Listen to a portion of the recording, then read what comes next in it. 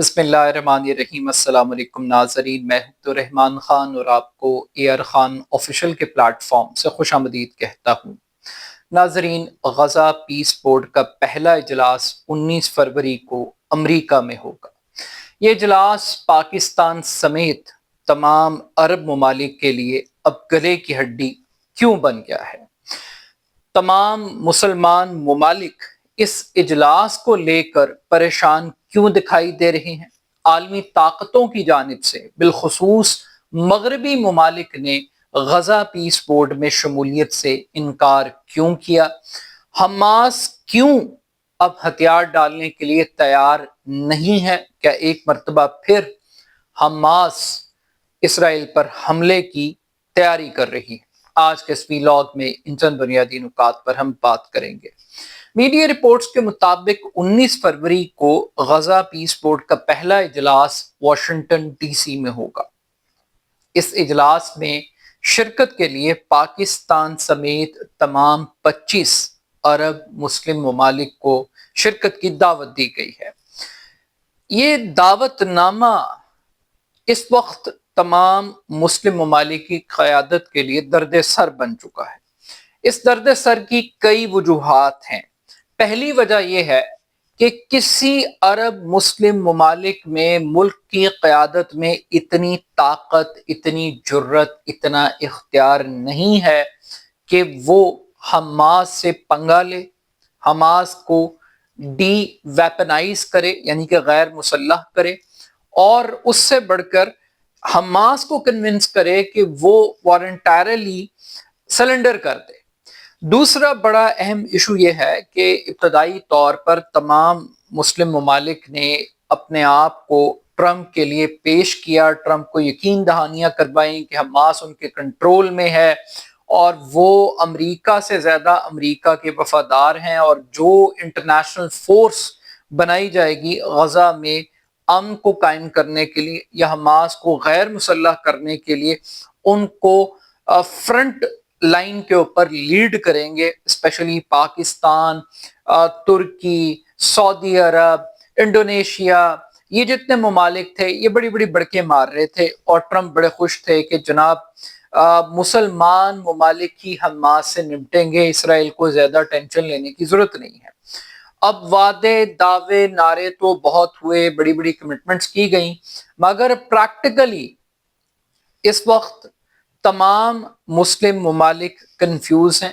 کوئی بھی ملک اپنی فوج غزہ بھیجنے کے لیے تیار نہیں ہے، اور کسی ملک کے اندر قطر، سعودی عرب، متحدہ عرب امارات سمیت اتنی سخت و صلاحیت نہیں ہے کہ وہ حماس کو سلنڈر کروا سکے۔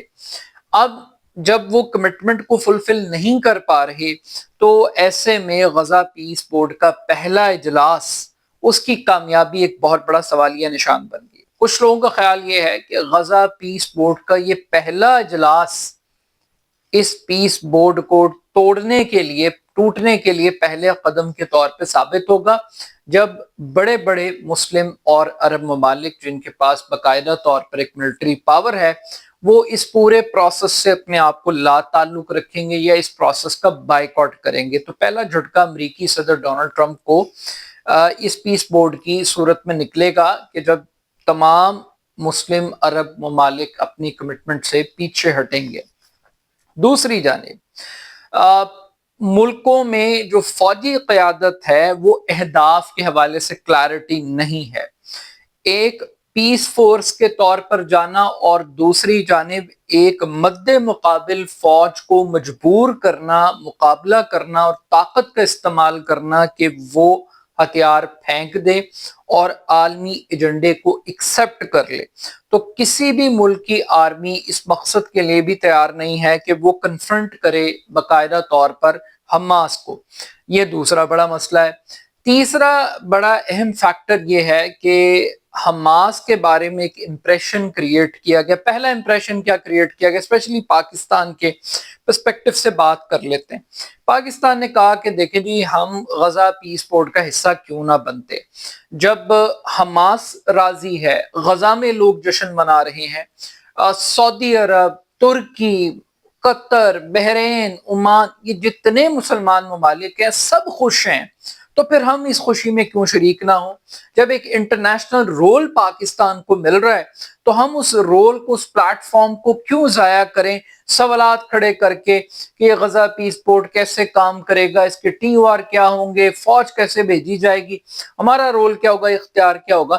تو کسی بھی سوال کا جواب دیے بغیر پاکستانیوں کو کہا گیا کہ دیکھو دیگر مسلمان ممالک اگر جا رہے ہیں تو کچھ سوچ کے جا رہے ہوں گے، اگر وہ جا رہے ہیں تو ہم کیوں نہ جائیں؟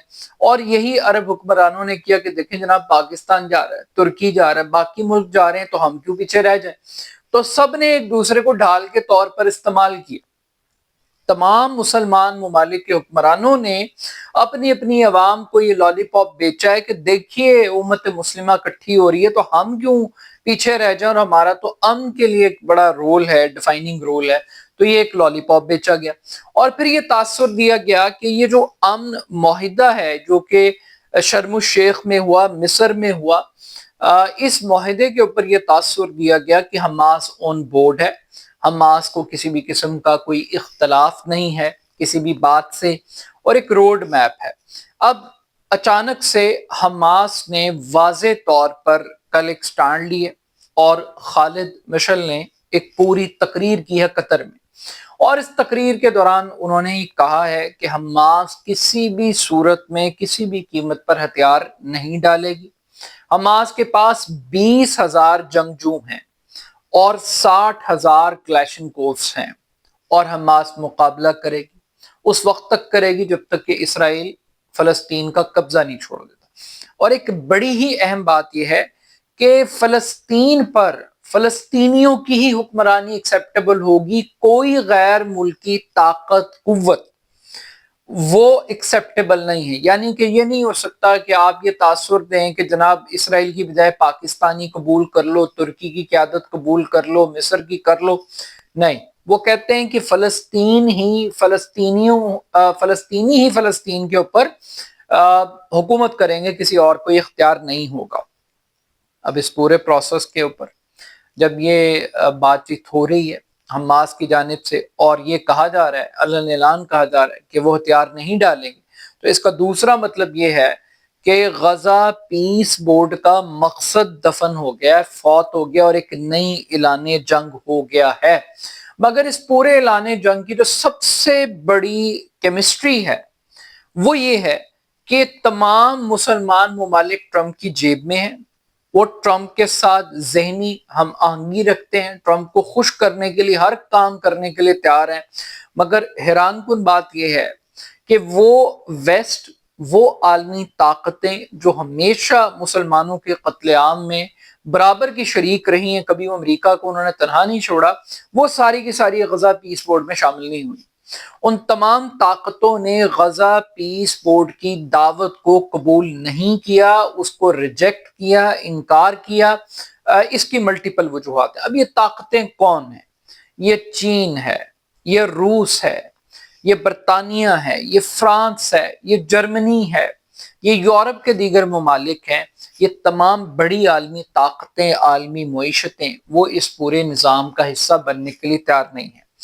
کچھ ممالک کا خیال یہ ہے کہ یہ پورا ٹرمپ پیس بورڈ یہ ایک عالمی نظام کو چیلنج کر رہا ہے، یہ اقوام متحدہ کے پیرالل ایک نئی باڈی بنانے کی کوشش کی گئی ہے، اور ایک متنازع بورڈ ہے، اس کا حصہ وہ نہیں بنیں گے۔ کچھ مغربی ممالک اس بنیاد پر اس کی مخالفت کر رہے ہیں کیونکہ امریکی صدر کا جو کنڈکٹ ہے گرین لینڈ کو لے کر، اور یورپی ممالک اور نیٹو کا جو ڈیفنس سسٹم ہے اس کو جس طریقے سے ٹرمپ نے ٹارگٹ کیا، جس طریقے سے ٹیرف کو بطور ایک ویپن استعمال کرنے کی کوشش کی، ان تمام نکات نے یورپی ممالک کو غزہ پیس بورڈ کے دوسری طرف کھڑا کر دیا ہے۔ اب جو کچھ مسلمان ممالک کے ساتھ غزہ میں ہوگا اس کے ذمہ دار تمام مسلمان ممالک ہوں گے۔ اگر اس شریک جرم میں کوئی شریک نہیں ہوگا تو یہ تمام یورپی ممالک ہیں۔ یہ اس لیے نہیں کہ انہیں غزہ کا بہت درد ہے، بہت تکلیف ہے، یہ اس لیے ہے کہ ان کے مفادات کے لیے غزہ پیس بورڈ معنی نہیں رکھتا۔ ان کے لیے امریکہ ان کی سالمیت کے لیے تھریٹ ہے، ان کی اکنامک گروتھ کے لیے تھریٹ ہے، اور وہ اپنی اس ناراضگی کا اظہار کرنا چاہتے ہیں اور اس اپرچونٹی کو ضائع نہیں کرنا چاہتے۔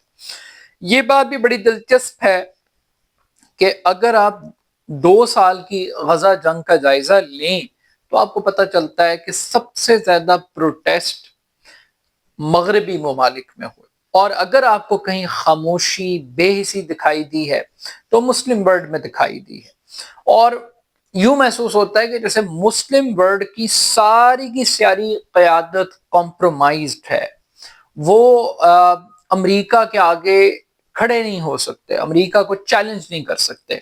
اب یہ جو غزہ پیس پورٹ کی ڈیل تھی، اس کے 2 مرحلے تھے۔ پہلے مرحلے کے اندر سیز فائر ہونا تھا، لاشوں کا تبادلہ ہونا تھا، اور ایک خاص مقام سے پیچھے ہٹنا تھا، اسرائیل کو علاقہ خالی کرنا تھا، اور جو ہیومن ایڈ ہے اس کو پہنچانا تھا۔